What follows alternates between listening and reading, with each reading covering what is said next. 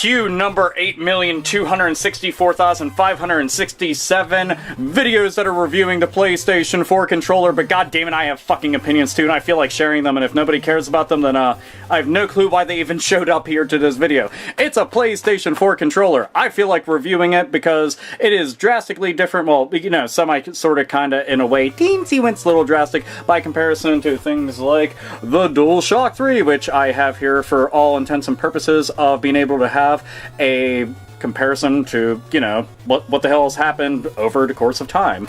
Now, I was going to compare PlayStation 1, 2, 3, and 4, but it seemed kind of redundant because this is essentially the same exact controller with the exception of the triggers being changed up here. Unless we're going to talk about the very first generation PlayStation 3 controller, which they never released a boomerang. That I would love to have gotten my hands on. That thing looked fucking ridiculous. I just want to chuck it out a window, have it come back, and just do some Crocodile Dundee fucking shanking and stabbing with it. So let's get on with the review since I'm just talking about random fucking 80s and 90s movies and shit like that. Anyhow, so here's a controller. I've seen tons of pictures, tons of videos, tons of hands-on impressions, reviews, and shit like that, but I never had my mitts on it, and frankly, you never know how to truly feel about something until you get your hands on it, and that's really essentially the truth about it. Even when I saw the, like, PlayStation 4 kiosk, I did not feel like waiting in line to get my fucking hands on it. I wanted to get my shit and leave, because all those fucking mouth breathers was running around and didn't want to deal with that shit. The controller feels comfortable as shit. For example, the handles on it, you'll notice that it feels a little bit wider, and the handles on it are a little bit longer. That I definitely like. Because anybody that has big mitts, my mitts, and I can't wait for a new Sin City, by the way. But anyhow, so anybody that has big hands knows damn well you're able to dwarf this controller and just fucking, like, you won't be able to see it whatsoever. We're not talking about something like, you know, the original Xbox Duke controller, which essentially was like a home protection service plan that if somebody broke in, you swing that fucker because you're mighty and strong and you knock them the fuck out. But this is a welcome addition. Your hands are further apart. The entire fucking handle on it doesn't just like dig into the middle of your palm, which is really nice. That something is, you know, extremely welcome in my eyes.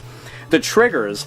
This is probably one of the best things that they did with it because this I fucking hated. Granted, there was third-party companies that put out little accessories that you could go and add onto this so that these wouldn't just get tapped. You have no idea how many times this would just hit against something and you're lobbing grenades or doing accidental moves or some shit like that in various games by accident. Then you want to freak the fuck out, throw the controller, and unlike the first generation PlayStation 3 controller, which we never got our mitts on, the boomerang controller, that fucker won't be coming back. It's just going to crash and careen right into a wall or a TV or into a loved one's face, and the fact is, you're not going to feel too good after that, unless that was all, like, set up and you want to go and do that. Then you're just a dick. You're a dick.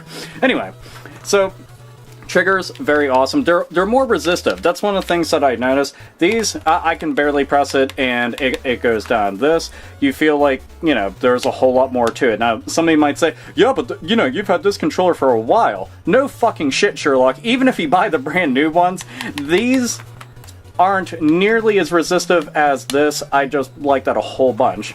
On top of the controller, you'll notice that R1 and L1 are also a little bit bigger. That I do like quite a bit, just because overall, again, it feels a lot nicer. They're also raised up a little bit more by comparison to the DualShock 3, so you feel like you're really pressing it in, and it's one of those things that's kind of hard to describe that it feels better, because you'll sit there and be like, I don't get it. What do you mean that it feels better? It's like, you just gotta fucking touch it. Just press it, press it, press it, press it. Ooh, what does this button do? Well, that right there actually pulls the trigger, DD. So, anyhow, the analog sticks. This was something that everybody was making a really big deal about, that these were more resistive and they felt a lot more accurate whenever you were playing things. And that with the little concave design as opposed to this where it's like bubbled up and stuff, that this felt a lot better and it had more grip, and that is 100% accurate. After playing this for many, many years, and, you know, on PlayStation 2, which essentially had the same exact kind of analog sticks, and going into playing this, and keep in mind, I've been playing PlayStation 4 since I got it damn near fucking non-stop. I put in lots of hours on LEGO Avengers, on knack, on Killzone, on, damn, I can't remember the space shooting game, but holy shit, it's really awesome, in Contrast, and some other stuff. But I've put in well over, at just gameplay time, at least about 24 to 30 hours of playing various games, and overall, yeah, I'm digging these quite a bit. The D-pad, which you'll notice, is also a little bit different. The D-pad, up, down, left, and right, in each direction, is a lot bigger than the previous D-pad, and it's also not textured like this one is. It is concaved in the center, whereas this one isn't. Now, I haven't gotten to sit down and play something like, I don't know, hours on end of Guilty Gear, where this would give me a fucking blister. Keep in mind, I actually really like the D-pad on the PlayStation controllers. Overall, they've just always been really good. The only ones I can compare them to being just as awesome would probably be the Super Nintendo.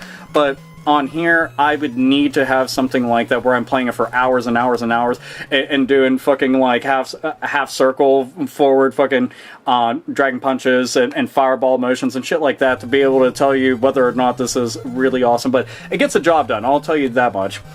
Right there, you can see, obviously, holy shit, there isn't a start and select. What's going on? Well, that's the touchpad right there. The touchpad, well, not too many games have been utilizing this just yet. Killzone, for example, whenever you're using the owl, up, down, left, and right will perform different actions with the owl. So, you know, you can go and throw up your shield, you can go and put it into combat mode, you can have it hack things, and shit like that.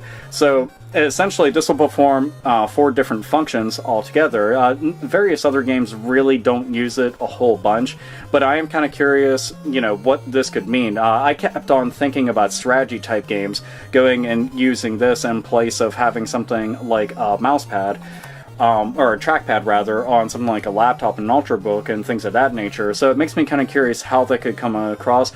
Most people are going to write it off as gimmicky. For the time being, I'm just going to wait and see what developers are going to be able to do with something like this.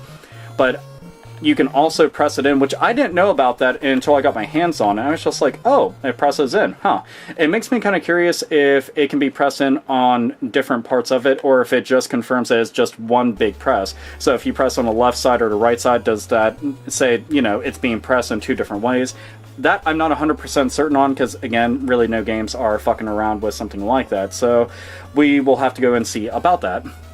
Now, up there, you will see that there is a light bar. Obviously, there isn't no such thing on the other PlayStation controllers.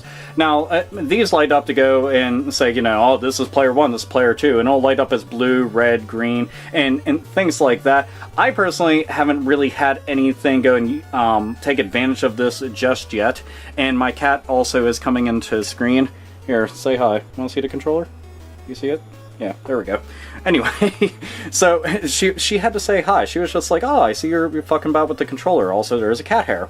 Anyhow, so I got the PlayStation camera, which that pretty much just, you know, recognizes that you have the controller, so it can go and keep track of things that are going on with it. But not a whole lot has taken advantage of it, so that's another thing. It's like, well, the verdict will be out on that at some other point. One of the things I do not like about the controller is the fact that this has micro USB, whereas this has a mini USB. Now, micro USB, you might be thinking, what is the big deal? Well, a lot of things don't take advantage of micro USB, whereas mini USB, we have tons of shit that does take advantage of that. And the cord that comes with it is short as shit, and that always bugs the living fuck out of me. So if you plan on going and investing a lot of time into it, I would say go onto Amazon. There's like a 6-foot cord on there that's like only $2 and change. Go and pick that up. It's got a decent rating, and I'm sure that there's other companies out there. Sony will probably be one of the companies that goes and puts a very long extended cord. It'll be worth the time, because the battery life on this isn't as long as I thought it would be. I'm kind of curious as to one of the reasons why that is. Is it because of the light sensor? You know, there's a lot of factors into that could go and play into it. But it's supposed to last about 7 to 8 hours, and a lot of people, I can imagine, won't be satisfied with that, because gaming sessions for some people can last well beyond that, you know, with piss and shit and drink and food breaks and stuff like that in between, and obviously like fucking about on the internet and your phone and stuff like that. So you will be plugging this in quite a bit. There is a little speaker right there, similar to the Wii controller, and this, like, playing Knack and a couple other things, sounds were coming out of this. I personally don't see the big deal about something like that. You know, that's something, again, developers would have to take advantage of. I don't really see the point to something like that. I think it's kind of silly. But then again, somebody in the comments might be able to think of, you know, this would be really awesome if they did that with it. But me personally, I would have just taken it out altogether for the sheer hell of it. But that's just my personal opinion. And down here, we have little ports for headphones and stuff like that, and headsets and stuff. Well, the one that they include with the PlayStation 4 is pretty much crap overall. So you'll be buying a headset, I assure you 100%, if that's like one of your main things, is like your online gaming and stuff like that. You'll go and buy a new headset, so just be prepared for that. So all 360 owners, you're pretty much used to seeing something like that. PlayStation owners, on the other hand, are just used to seeing Jack and shit, and Jack left town. So there is that. Now, the back of the controller and down on the bottom, it is textured. Now, for a long time just looking at it, you would think that it's rubberized, but it's actually just plastic. And I thought, oh man, it's plastic, it's going to feel really cheap. It really doesn't. It just feels like it has more of a grip to it. I've seen certain tablets have it. I think, what is it? The one Nexus tablet has the back of it that's all ridged like that. And a lot of phone cases, stuff like that, are pretty much the same exact way. So it's something that you'll be pretty used to having. Whether or not it's going to give you that extra grip, like if your hands get slimy and sweaty to the point the controllers are just slipping out of your hands, you might want to consult a doctor or a physician or some shit like that, because you've got something that might be terminal. I'm just saying. Like, you'll be turning to sludge at some point. You'll be like in a fucking Stephen King movie. Anyhow, so PlayStation button right there does the same exact thing that you would imagine a PlayStation button is supposed to do. It pretty much brings up your PlayStation menu. Yep, that's pretty much it. Nothing extremely new about that.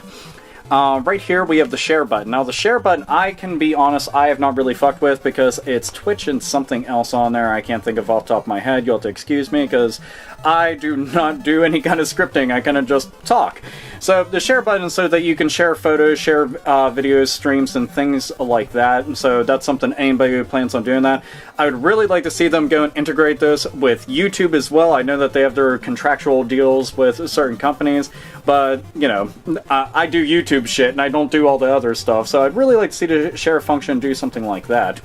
The options button essentially seems to have taken place of the start button from everything that I've seen. So when you hit options, that's essentially kind of like bringing up your start menu. So yeah, you have that. Now, the face buttons are pretty much exactly what you've been used to.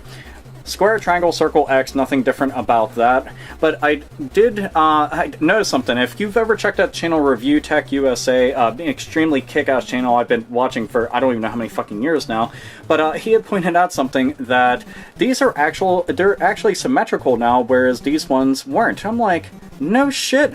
Yeah, these are actually further apart than these are. So horizontal, it goes out further. Vertically, it's actually shorter. That fucked my head up and then some. I was like, I never noticed that. And it's just one of those things like, you know, you can't unsee it. So yeah, that kind of stuck out in my head. But for me, it's pretty much the same exact thing. It doesn't really feel a whole lot different whenever you're holding them, I'll be honest. But, you know, I guess there's more symmetry. Yay! Normally we've seen L and R up there. This doesn't have that anymore, so it's just nice and clean. They don't have that whatsoever. I noticed that there's like a sharp little groove going along the edges right here, whereas this, it's kind of just raised up. That I wonder, I'm like, oh man, will that dig into your hand? But that never ever comes into play, so you never have to go and fret about that whatsoever. But yeah, overall, I have to say I'm pretty damn happy with it, except for the micro USB thing, because they're really just not nearly as common, and frankly, I want to go and use the ones from this, and I've got, you know, the little mini USB cords all over the fucking house, but, you know, c'est la vie, shit happens. The battery life is another thing that kind of concerned me, because as of right now, I haven't heard anything about having battery replacements for this, and I don't want to have to go and continuously cough up $60, especially long down the road whenever the system no longer is supported. I'd like to be able to go and replace things like this, or just put in a better battery altogether. You know, there's a lot of devices out there that allow you to go and do something like that, so who knows, somebody will find some kind of fangled way to go and do something like that. We always do. If it's made by man, it can be deconstructed by man. So the honest verdict, I do like it a bunch. This, I'm not really sure about. Again, I do have to see if more developers will really fuck with it. I do like the fact that the controller is a lot bigger, the handles are bigger, D-pad's bigger, the triggers are fixed. That is a fucking godsend, and then some. The analog sticks, you know, being, they're just overall better. You know, these... just tap them and go forward. This has a lot more resistance to it, and whenever you're going for accuracy in games, that's very, very, very important, especially when you need to do very subtle nudges with an analog stick. You know, if you're just trying to peer around a corner, move a character silently, or just aim that perfect shot and things like that, you know, that counts a whole bunch, because we're not using a mouse and keyboard setup, so these have to be the shit overall. Is it as good as the GameCube analog sticks? I don't know. That's kind of hard to say. Oh yeah, I didn't actually. L3 and R3, yes, they still work. There you go. Forgot to mention that. Sorry about that. But I do. I like the controller a whole bunch. I'll even go as far as to say, out of all the PlayStation controllers, I do think this is the best one that they've made thus far. Because they've taken the time to go and listen to all the complaints about this fucker right here, and there were many. Especially after the Xbox 360 controller came out, a lot of people got to see, you know, wow, that's just overall a better controller in many different ways, except for the bumpers. I never liked the bumper buttons on the Xbox 360 controller. That bugged the shit out of me, and then some. But this, they pretty much, they got everything nailed down. This, not too sure about that, not too sure about this, but the main components of it that matter the most to me as a gamer, face buttons work really well, just like they're supposed to. Analog sticks, awesome. Triggers, awesome. D-pad, awesome.